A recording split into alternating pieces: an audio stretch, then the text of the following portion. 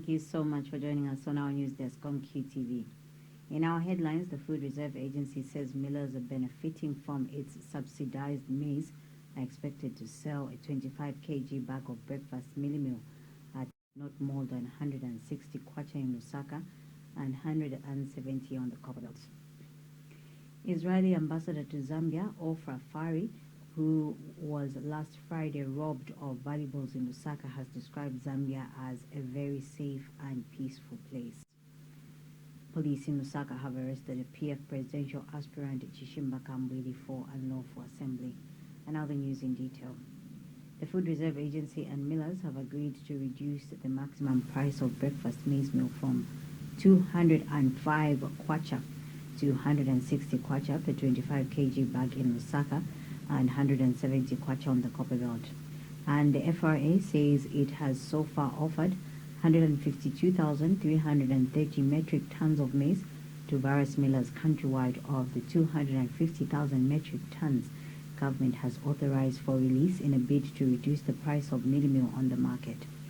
Speaking during a media briefing in Lusaka, FRA board chairperson Kelvin Hambweza says of the 152,330 metric tons offered to millers, 75,000 metric tons has so far been paid for, while the balance is yet to be paid for. Details in this report. The Food Reserve Agency has offloaded over 150,000 metric tons of maize to some millers countrywide. The measure aims to deal with the rising cost of meal prices. Kelvin Habwezia is FRA board chairperson. To continue supplying affordable mealie meal through your recommended retail outlets, since they are buying affordable maize from the agents at affordable prices. My colleagues, the millers, you are key partners, and I wish to implore you and to request you that let's work together in making sure that we stabilize mealie meal prices and make sure that this commodity is made available to our poor people.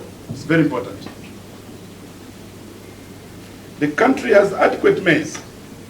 I wish to reiterate this. And with continuous supply of the commodity to millers countrywide, this situation will soon normalize.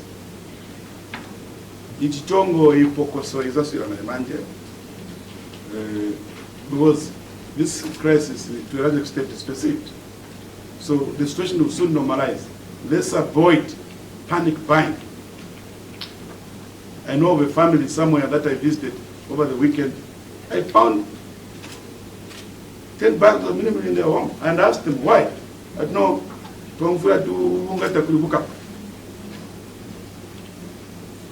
you imagine? Now, if one home. And millers will now price a 25 kg of meal in Lusaka at 160 kwacha, while on those on the Copperbelt will sell for 170 kwacha. The price of meal is affordable, and therefore in agreement with the board and management and government at large to retail the product at 170 kwacha ex-factory in Copperbelt. I agreed that others across the country. And what we do both here is we simply put a very small margin. Retail is very, very small in terms of margin, especially on food. So for us, the margin would ordinarily be on mealie meal. Now we're talking about 25 kg breakfast and roller would ordinarily be about the 6%. 6%? Yes, sir. So roughly in this case, we'll see our buyers here, he's telling me, if you're giving us at 160 ex-factory, we'll be somewhere around 170.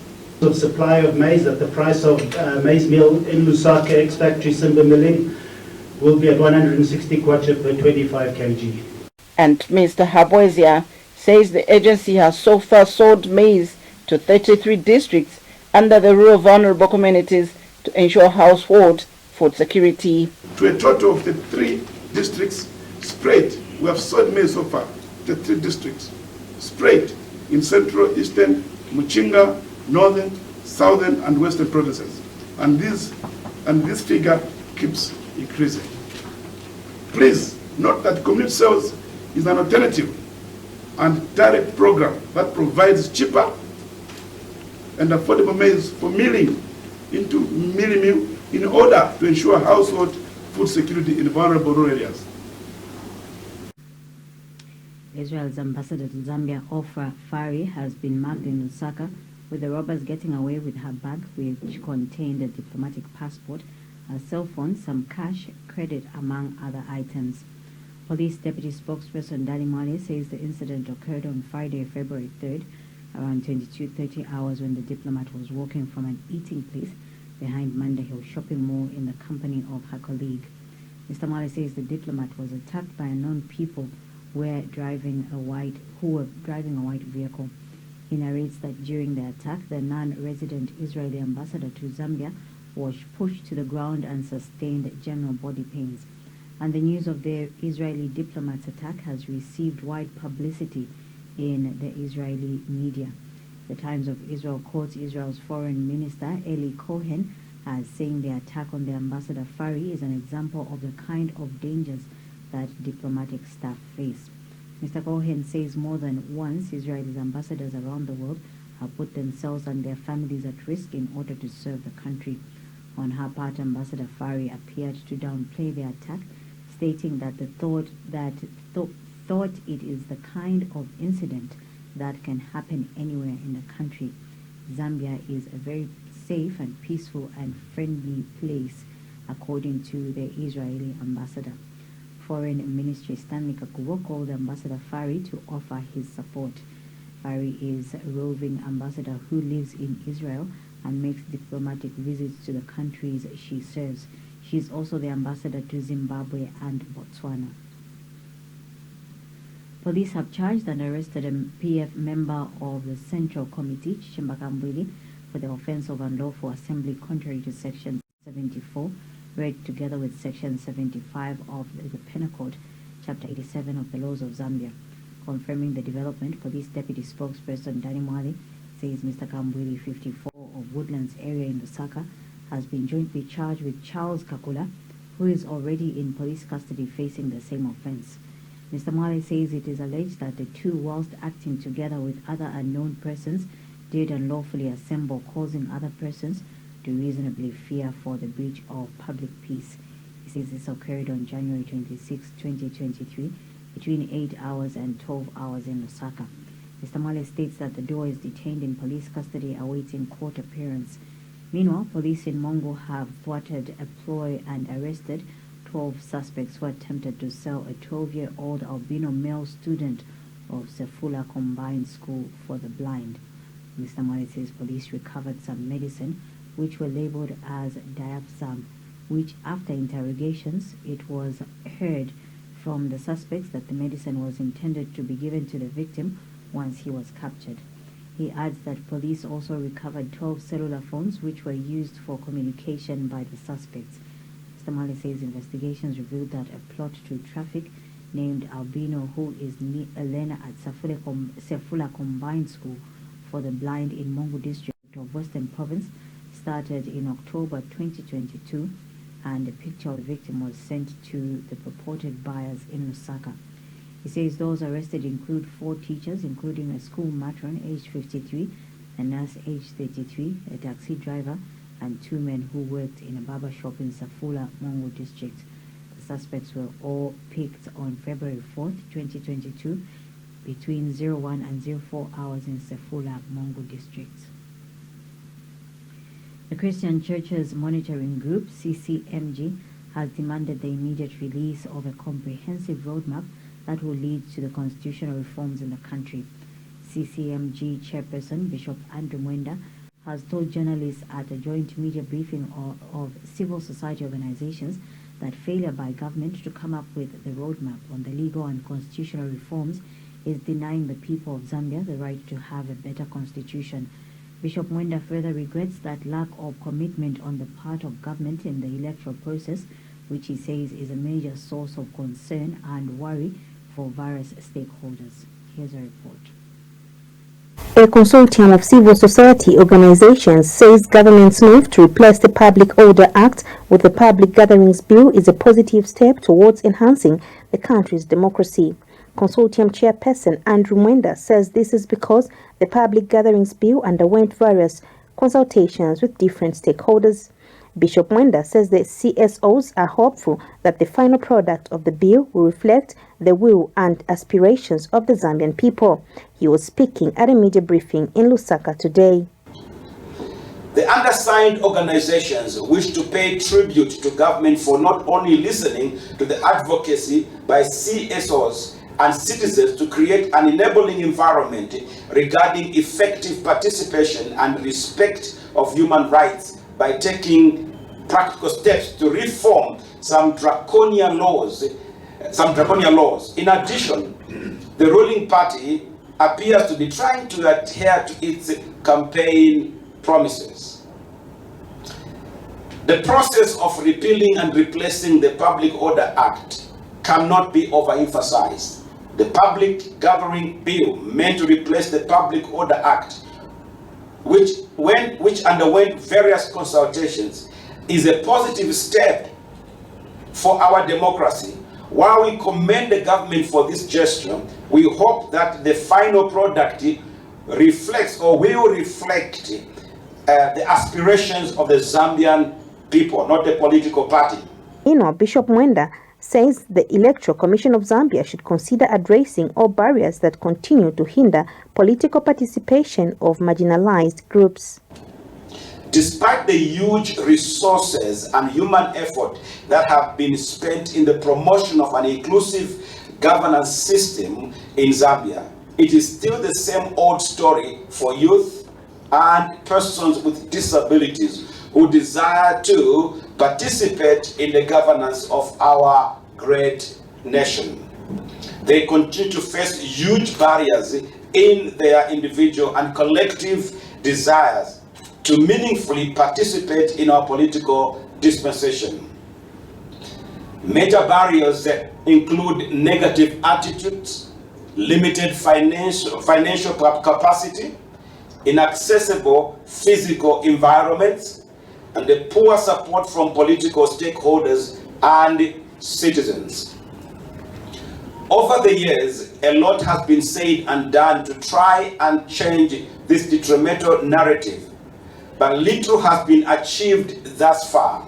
For as long as key stakeholders do not realize that creation of an inclusive electoral system is a moral obligation for all citizens, the current status quo will continue. It is our fervent hope that we will see greater commitment from the Electoral Commission of Zambia and other key stakeholders towards addressing all barriers that continue to hinder political participation of traditionally marginalized groups. Patricia Musongwa, QTV News. The Treasury in January 2023 released 12.4 billion kwacha to finance public service delivery. According to a statement issued by the Ministry of Finance and National Planning, of this amount, 3.6 billion kwacha went towards the public service wage bill, whilst 3.5 billion kwacha was spent on debt service, both external and domestic, and other liabilities.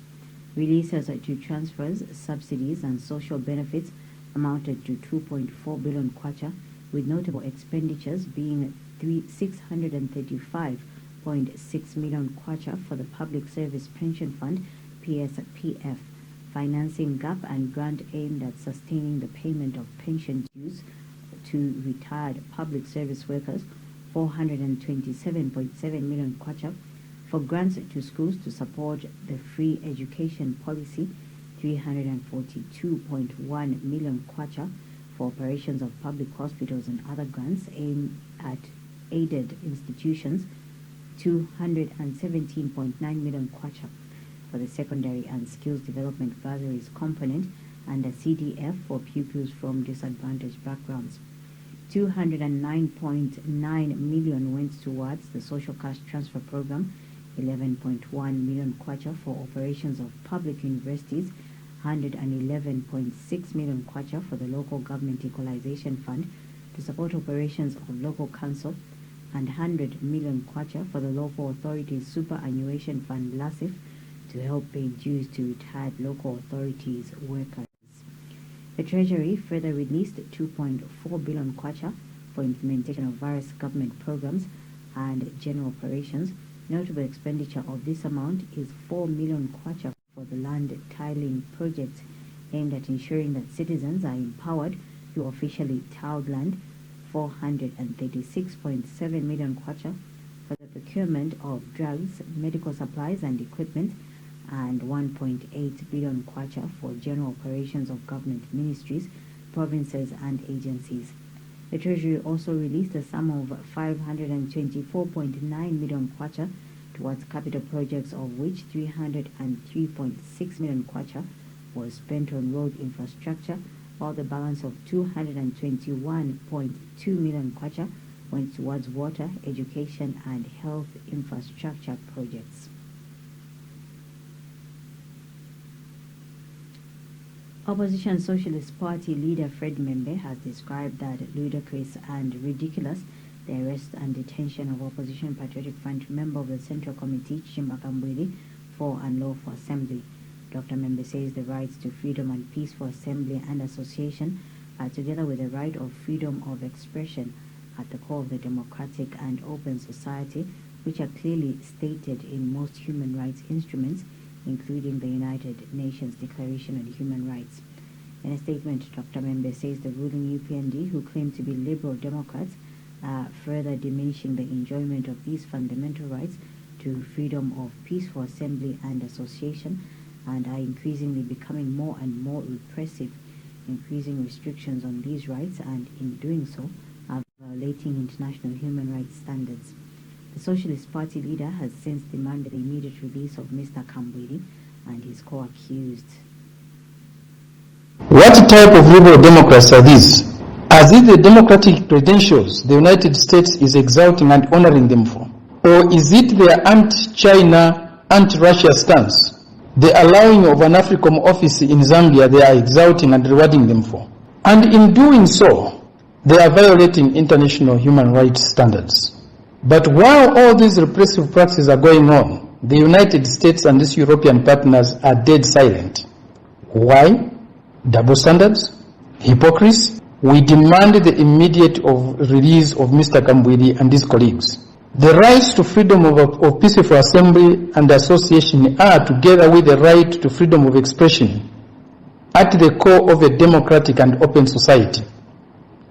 These rights are clearly stated in most human rights instruments, including the UN Declaration on Human Rights, Article 21 and 22, and the ICCPR, as well as in many regional instruments, and including our national constitution. Yet this government of Mr. Hichilema and the UPND, who claim to be liberal democrats, are further diminishing the enjoyment of these fundamental rights to freedom of peaceful assembly and association, and are increasingly becoming. Former Zambia Air Force Commander Eric Chimense has been found with a case to answer on 2 counts separately, hinging on abuse of authority of office and money laundering. Lusaka Magistrate Chandan Sunge, presiding over the case in the Financial Crimes Court, has however acquitted General Chimense on 1 count of abuse of authority of office. The count is in relation to allegations that General Chimense abused his authority of office by directing some ZAF officers to do construction works at his Baobab plot in Lusaka. Magistrate Sunge has subsequently found General Chimense with a case to answer on the 2 counts and put the former ZAF commander and defense together with his co-accused James Chungu, who is Cheetah Lodge proprietor. Operation Young Vote has advised the New Dawn administration to up their game and begin to manage the country's economy to the satisfaction of Zambian people. OIV Executive Director Guest Nyirenda has told Q News that the suffering of the Zambian people are enduring is due to the continued rise in the cost of living, which he has attributed to the unstable pricing of petroleum products. Mr. Nyirenda says the situation in Zambia appears unbearable and that the poor majority are unable to find means of survival. He says government should begin to put up measures in place to immediately address the situation, as people voted for the UPND to address the problems that weighed them down under the PF regime. This is to do with issues to do with fuel, and you know, when fuel costs or prices go up, it means that there's a trickle-down effect.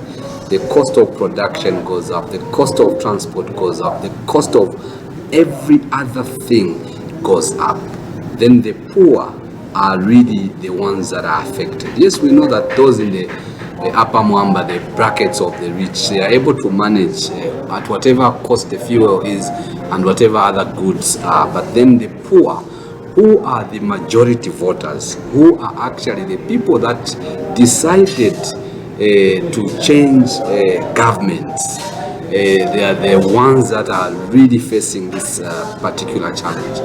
And what we have to say as an organization is that government must really begin to put its act right. Yes, they cannot all the way continue to complain about the involvement of law enforcement officers in criminal activities.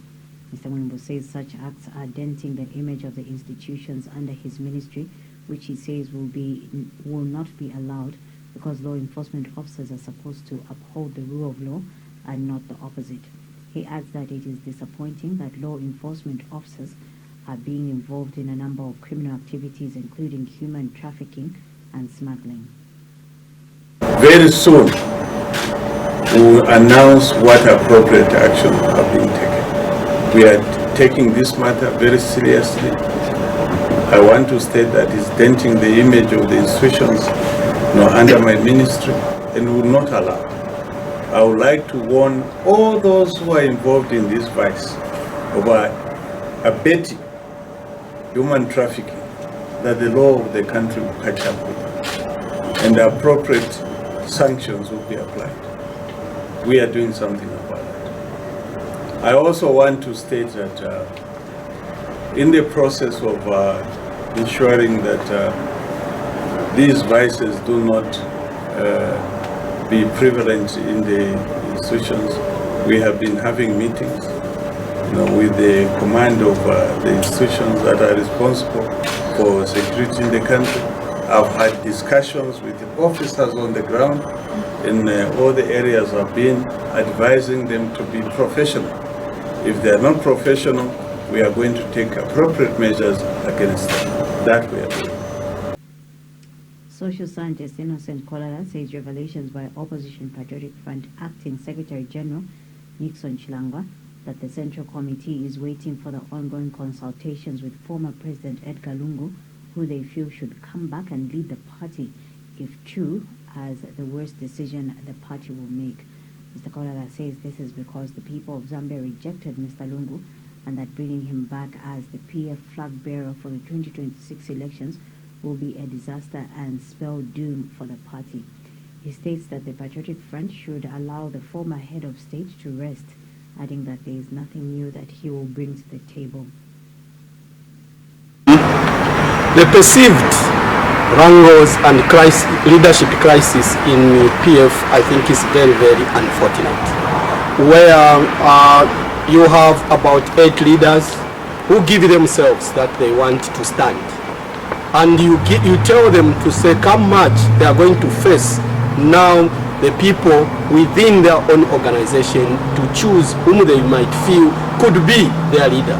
Then at an 11th hour, if what we are reading is true, that no, they are trying to make some consultation with the former heads of state, whom other party they say they want him to come back, then it is very, very, very unfortunate. If that is very true, it's very, very unfortunate. And that marks now completely the end of this political party. We need a strong opposition in this country who should be giving proper checks and balances to the ruling political party. And the Zambian people, they had faith in Patriotic Front, being among one of those which is a big political party. But with what is going on, this definitely is taking now Patriotic Front into oblivion, because thinking of bringing back ECL, the former Republican president, Dr. Edgar Chagwa Lungu, I think this will be the worst of its kind. because Zambian people, about 1 million plus, rejected ECL. And how do you expect the 1 million plus who rejected ACL to come and rescind their thinking to come and give him the vote? Yes, they may be maybe 200, but is that going to change the face? The answer is no. In this country, we have no crisis of leadership. We have no crisis of governance in this country where we start now going to start looking for retired people. Let the retired people rest. That's what we are humbly requesting for our good colleagues who have been given authority of identifying the leadership. PF, if you want to resuscitate yourselves, please ensure that you think twice on what you are trying to think about. Similarly, even what is happening of those very 8, it is even not healthy. Yes, in democracy you can even have 50, 60 candidates. The opposition National Restoration Party NAREP is disappointed with some opposition politicians who are peddling tribal politics. NAREP Deputy Secretary General Martin Mlenga says Zambia is one country and citizens have lived as one people for a long time. Mr. Mlenga says the people peddling lies and propaganda that there are certain tribes that are more dominant in the current government are being retrogressive and that this is a recipe for anarchy. And we are calling on our people to take time to understand that this country is for all of us. There is no region or place or tribe that is bigger than Zambia. We are all Zambians and we want to live as such. So those politicians, we are warning them. We want our people to live in unity. Don't be selfish by putting tribal agenda in front on the face of the Zambian people. The Zambian people want to live in one and in unity. So we are calling on the Zambian people to ignore such kind of statements that are coming from politicians that are up to no good, and we know that's how they lost the elections, because of their same political antics that wants to make people feel that the other competitors are bad in the eyes of the Zambian people. But we are telling them now that that kind of politics will not work for any of them. They are gone and never to come back on the political scene in this country. They're just wasting their time, and the Zambian people are not in any way thinking of allowing the people that we beat by over 1 million votes to come back into power. So let them just stay away, and if they don't want to do politics, let them resign and The National Water Supply and Sanitation Council, NWASCO, has called upon Luapula Water Supply and Sanitation Company, LPWSC, to sensitize its consumers on the use of prepaid meters. NWASCO Director Kelvin Chidumbo has noted that some consumers in Mansa are not aware of the functionality of their prepaid meters, such as loading units, which has led to some of them vandalizing their prepaid meters and restoring to unsafe water sources such as shallow wells. Mr. Chitumbo says it is the responsibility of Luapula Water Supply and Sanitation Company to not only educate its consumers on the safe use of facilities being installed, but to also engage consumers on the general expectations of ongoing projects in Mansa, Kawambwa, Mwense and Sanfia districts that are aimed at improving water supply and sanitation. There are various ongoing projects in Mansa, Kawambwa, Mwense and Sanfia districts that are aimed at improving water supply and sanitation. But it is the responsibility of Luapula Water Supply and Sanitation Company to not only educate its customers on the safe use of these facilities being installed, but to also engage customers on the general expectations of the project.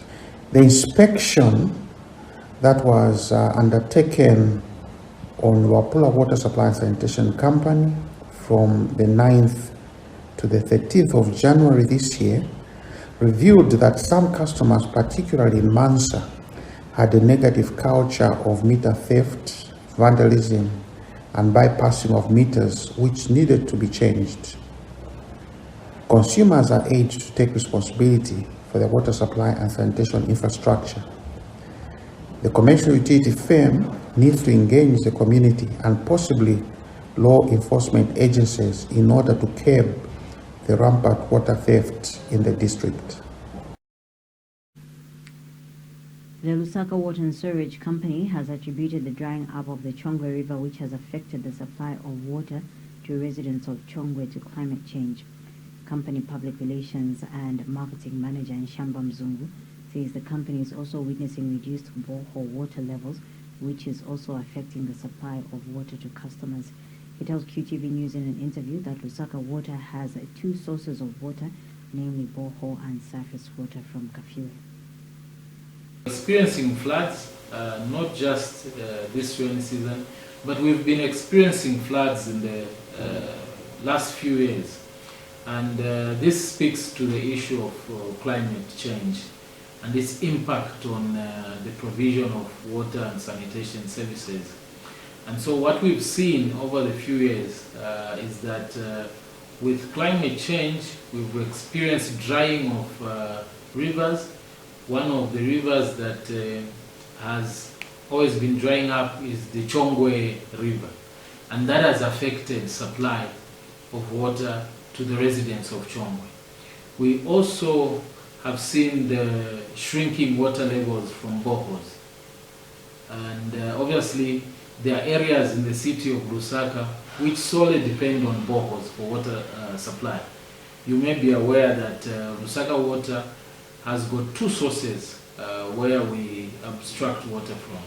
One of them is the boreholes. We have 130 boreholes in the city of Lusaka, dotted in various parts, and we abstract water from the ground.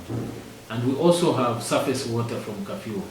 So what we observe is that over the last few years, the water levels from the boreholes, or the yield, has been reducing. And that obviously has got a negative impact on the water supply situation in the city. So we must contextualize these issues and be able to understand that climate change is real, and we need to invest in Meanwhile, residents of another Ukrainian city are still coming to terms with an earlier Russian attack. At least 46 people were killed in the city of Dnipro on January the 14th when a Russian missile struck a block of flats. Many residents were trapped under the rubble. Some were successfully rescued, but it remains one of the war's deadliest single attacks against civilians. DW's Max Zander went to Dnipro. He met one of the first responders on the scene after the building was hit, and he met a woman who escaped with only her life. He needs to take a moment. This is the first time Genya has been back here. He just got home from the theater with his wife when he heard the explosion and rushed to the scene to help. Збираю все, що мені необхідно, і йду виконувати завдання. Що я відчув як людина, да, це біль, смуток. Я ж кажу, спустошення всередині. Як людина я це відчув. Але мені треба було згуртуватися і виконувати свої завдання. У мене час на емоції не повинно бути. Далі знаходили загиблих. Жінку і чоловіка. Спочатку чоловіка, потім жінку. Може це підліток, незрозуміло це було. Then they found someone who was still alive. Звідси ось видно, 9-й поверх. Зараз прибрані плити, які звисали, рештки плит, все прибрано. А тоді лежала жінка на тому краю. Нога в неї була затиснута плитою. І ще одна плита звисала над нею. Піднялась нагору, у неї настрой був бойовий. І я дякую їй за це. Вона допомагала, хоча була в такому стані, да? Вона допомагала як могла. Але робила все чітко і вірно, що її прохали, про що її прохали. But this remains the only good part of the day for him. They were ordinary people leading ordinary lives in these homes. Now at least 46 are dead, including Nastya's parents, Natalia and Maxim. The family lived on the 6th floor. Взагалі, мої батьки були дуже привітними і взагалі завжди готові були прийти на допомогу, якщо хтось це потребував. З початком війни батько тимчасово був без роботи. Він завжди, якщо треба було кудись поїхати, він допомагав робити ці блокпости, засипати мішки з піском. Тобто він намагався якось волонтерити, допомагати, все, що було необхідно, потрібно. Мати завжди допомагала безпритульним тваринам. Ми завжди вилавлювали на вулиці котів, лікували їх за свій рахунок, намагалися знайти їм притулок. Якщо неможливо було зробити це за короткий час, вони були в нас на перетримці. Це ми ніяких коштів на цьому не мали, це все було на нашій ініціативі. Як завжди, перевдягнулися, сіли, пообідали разом. І так як мені потрібно було їхати на роботу ввечері, батьки сказали мені, ну йди вже відпочивати, а ми ще трохи посидимо на кухні, вони збирались окопні свічки робити. І я сказала, добре, вони залишились на кухні там, а я пішла у кімнату. Це як землетрус був. І тоді я відкрила очі, зрозуміла, що нічого не бачно, бо усюди пилюка, незрозуміло, все сіре, все темне, неможливо було дихати, бо на слизові осідав ось це сміття від стін, від всього цього. І я зрозуміла, що щось трапилось, і я зрозуміла, що таки в наш будинок прилетіло. Я до останнього